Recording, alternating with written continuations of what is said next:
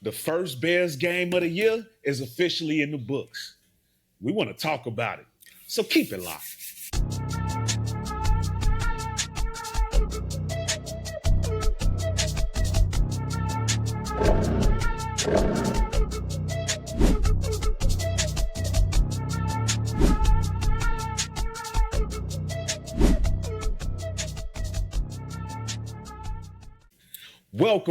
Welcome, everybody, back to an all-new episode of CHI Go Bears.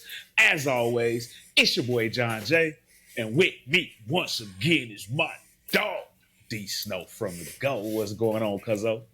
Can you dig it? Finally got some football from our team, man. Finally, man. We finally got some football, the real football talking about. Not being divine, not this and that rumor. We got real deal football, man. How you doing, boy? Man, I'm good, man. I'm good. I'm enjoying the fact that we got some real games, like you just said. Yeah. And it's a lot to talk about, man. So without further ado, we're going to get into this. But ladies and gentlemen, first off, man, help your boys out.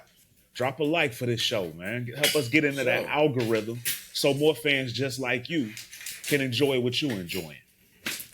But also, please, please share this thing and subscribe if you haven't already, because we get busy over here. Yes, sir. But man, first preseason game in the books, D Snow. It ended in a tie, 24-24, no overtime. Yeah.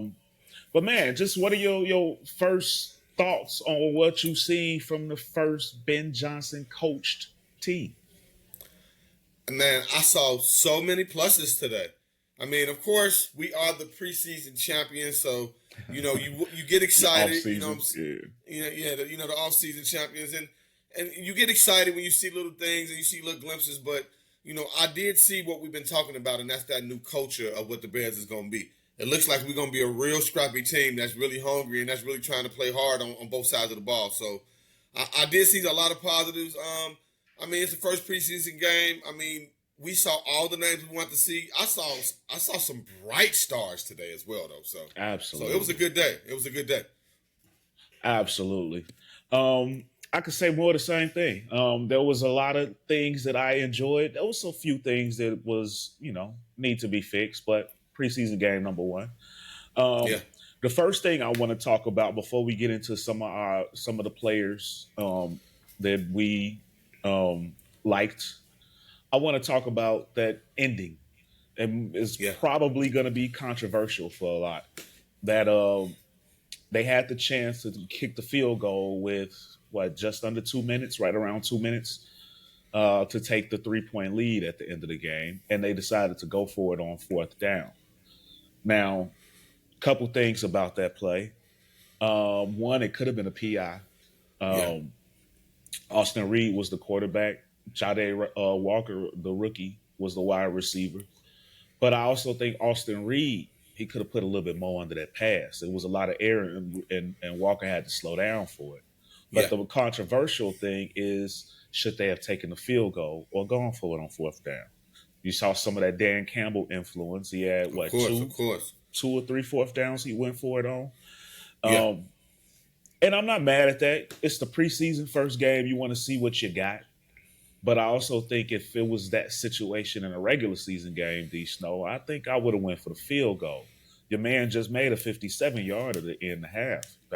He could have did that. But what did you think about that play? For one, it's preseason, so I feel like, hey, yes, you got both sides of the coin of what you should do, but I think this is the time when you want to go for it. You want to practice things. You want to put those things into play.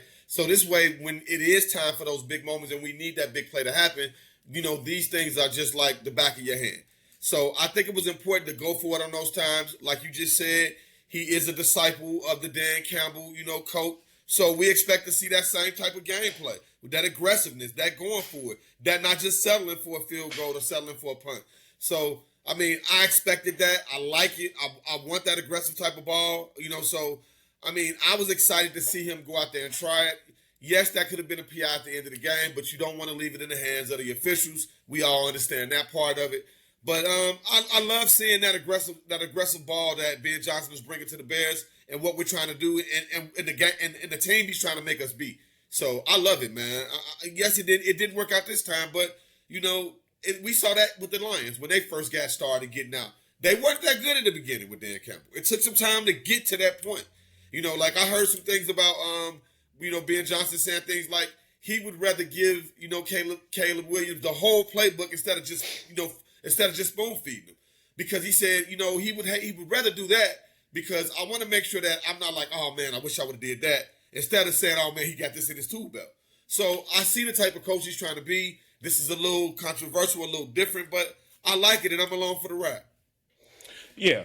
I did. I caught what they said about him wanting to make sure he was coached up and had all of that in his tool belt, and I like that. Because you hear that a lot from coaches, like, well, we didn't want to give him too much of the offense. We want to just start it, and then we're going to come on, give him a little bit as we get along. He said, I'm not going that route. So, that's why we're going to see some growing pains. We're going to see some toughness, even out of Tyson Bagent today. We're going to see some things that look like it shouldn't have been that, or maybe we shouldn't have did that, but that's just like, I'm going to go to a basketball analogy.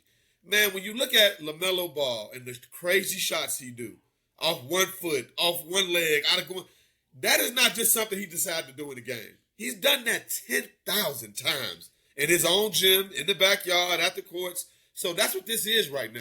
We have to continue to put these things into play in the real game. So this way it can work later. We got to get comfortable. So I like it. I'm sorry if I overbeared you, but I want to get that out there. No, you good. And I don't think there's a right or wrong way. It's the coach's way.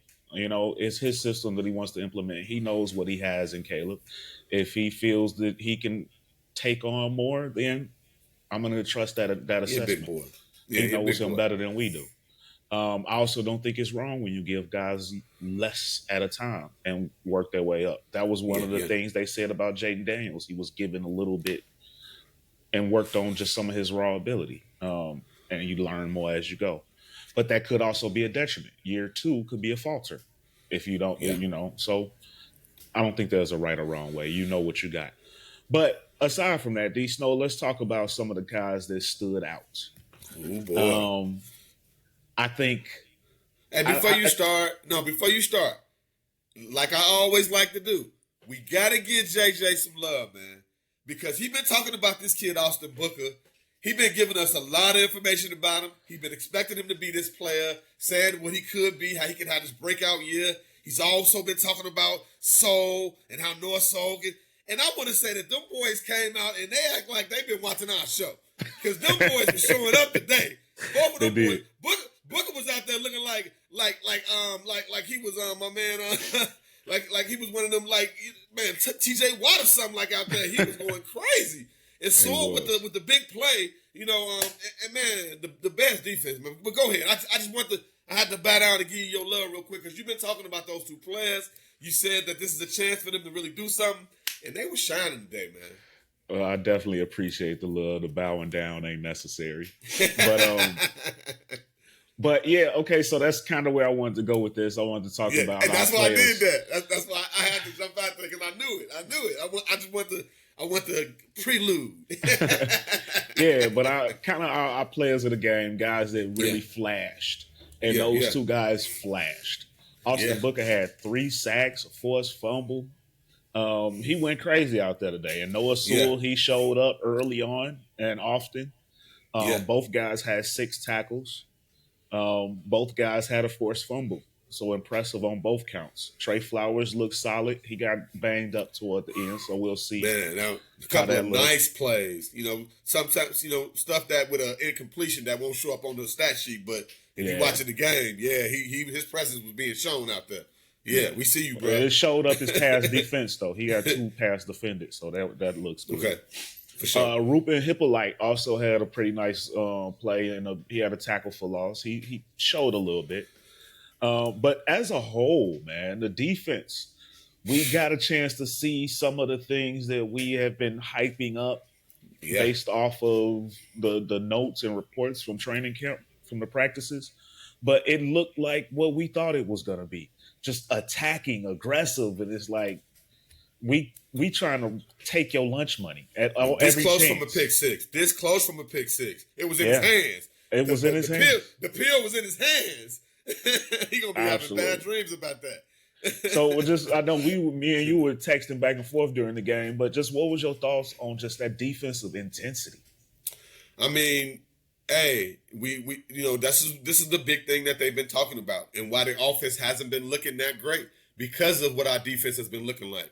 And it was nice to see that actually in in footage, something that we can actually comment about and react about. And it was nice, man. It was nice to see some really big plays at big moments when we could have really and yes, at the end, once guys was tired, they did get a couple of big plays. But those big plays that they got, the windows that they were passing that ball through, like we weren't just giving it up at the end. They were just good Like, plays. oh, they were just great plays that were made by great players, at a moment. Because our defense was really, really playing tough today. So I like it, man. We have something to build on. And I think there's something to be said that Tua started. Their starting quarterback played and ours didn't, and we did. We did. Yeah. Our backups looked really good against some of their starters. Yes, sir. With that being said, though, after seeing Tua start, I kind of was hoping, like, man, Caleb, Man. one A drive, little touch, something. just a couple of touches. I like seeing the 70, 75 plays pregame and all of that. That means something as well. But And I'm gonna say this too, like the one thing I saw that they were saying during the game that I did notice, what he was doing with Caleb was he was sitting right next to him. And during the Yeah. plays, he was like reading things to him, showing him like what he should expect and what he should see that should develop out of certain plays that he's calling. So he didn't use it as a teaching moment. It wasn't like Caleb was just sitting there and just watching the game, chilling with all his jewelry on and hanging out. They used this as a teachable moment. So if this is what we're doing, man, we're trying to grow into a good team. So if anybody didn't notice that, trust me, man, Ben Johnson has a plan. The mad scientist is he got his beakers working and he got something going on. So we just got to trust the process. yeah, absolutely, and I do without a doubt. He definitely was putting in work over there on the sideline. But Yeah, still, like we always say, there's no substitute for in-game experience. no doubt. So I would have liked to see it. We all would Yeah. have. But hey, I'm riding with Ben Johnson and his decisions. And again, For sure. I like to see that we did see that he ran with him on about 70, 75 plays pregame, and got another 25 playing for him tomorrow on an off day. And I know you gave some shine to your boys, but I got to get a little shine to my boy. I know he only had a couple of catches, but that one right at we the ain't end talking of the half. about offense yet, so go ahead and lead into it. Okay. So we getting into it. So, hey, I really like what I saw with the offense. I really like what I saw with the mix of run and pass, the play action, everything that we saw today. It looked beautiful, especially the 2-minute drill. I mean, these guys are just learning what he wants to do, and it was already looking a little fluid. And shout out to my man Luther Bird with that big catch for us to get that 57-yard field goal that you spoke of earlier. Absolutely. That was a great catch by Luther. He's looking like a number one receiver out there with them beautiful hands. So shout out to Lou, man. Yeah, he made a couple really big plays, and they were big first down. Like, he only had 2 catches, but he averaged 14 and a half yards between the two. They were both big play first downs when we needed them. So that was good. Also, somebody else we talked a lot about that was impressive and he flashed a lot, Kyle Monangai. I think Kyle Monangai is pretty much locked up, unofficially has locked up that number 2 spot behind Swift. But what did you think about him? He looked like a little mean little hedgehog or something. He looks like a little thicker Paul's Pacheco, though. Like, he got that same type of aggression, that bounce. Like, it was a couple of times when it should have been for loss. And, man, he found his way out of it. Like, you are seeing the impression of Eric Bieniemy on the running back room. I mean, even with Roshan looked good out there today. Like, we didn't get a lot of big plays, but... Well, Roshan didn't play. Not Roshan, I'm sorry. I didn't mean Roshan. Willie, you probably talking about. Yeah. The guy that got hurt last year that we kept. Yeah, that's what I meant. I'm sorry. These guys nobody broke a really big play, but just the positiveness and the pop of that running back that I saw today, I love it. Yeah. I can tell our running backs are trying to hurt somebody. You better be ready when you see one of our running backs. Yeah, and I think Swift is going to be a big play guy. He has the speed, he has the ability, he has the hands. Couple of jukes and he gone. But Nungai is going to be that change of pace, just pop pressure. We're looking for the hit.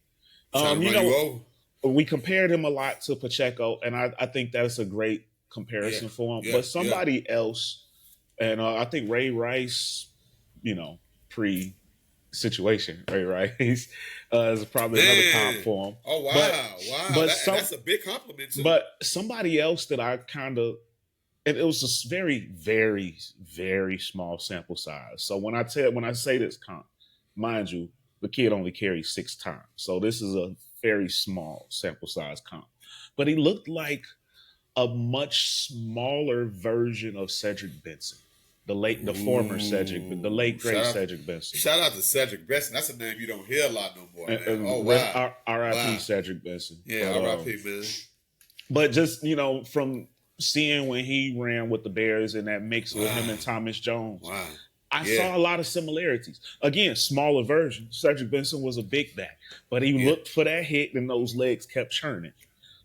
Almost like a Sonic the Hedgehog. That Those matters legs in the just third kept and fourth churning. quarter. You know, that matters in the third and fourth quarter, as we know, you know? Yeah, and I saw some of that in Monangai in this small sample size. So I think this running game is going to be huge for this team. I think they're going to run the ball well, and I think they have a very good complement of backs between Monangai and Swift, Wheeler, and Roshan. And I'm gonna go out there and say this: like our defense and our running game is gonna give our passing game time to develop. Because they're gonna both be very strong, and they're gonna win us some games. So that's gonna give our passing game time to develop, so it can be what it needs to be. So I like what I saw today, man. I really did like it. I saw a tough Bears team. I saw us leave it all on the field. Yeah, and something else that's going to help the offense, and that's going to help the passing game. And I agree with the running backs wholeheartedly. That's going to allow that development to take some time, and the running game and the defense is going to keep you in games. But something else that is going to help out with that development is Case Keenum. I liked what I saw with Case Keenum. You know, Tyson Bagent had a so-so time. He had some issues. He didn't look totally bad. That interception wasn't on him. I don't think. But Case Keenum just did what a vet's supposed to do. He came in, slowed it down, and was just steady. 8 or 10, 80 yards, 2 touchdowns. He came in, I'm going to run this scheme, show you how to do it. And after it was over with, you see him on the sidelines coaching Caleb up. So I like that. That's going to help the passing game develop as well. Show them like this easy. This easy work. Watch this. Now, Case looked good today, man.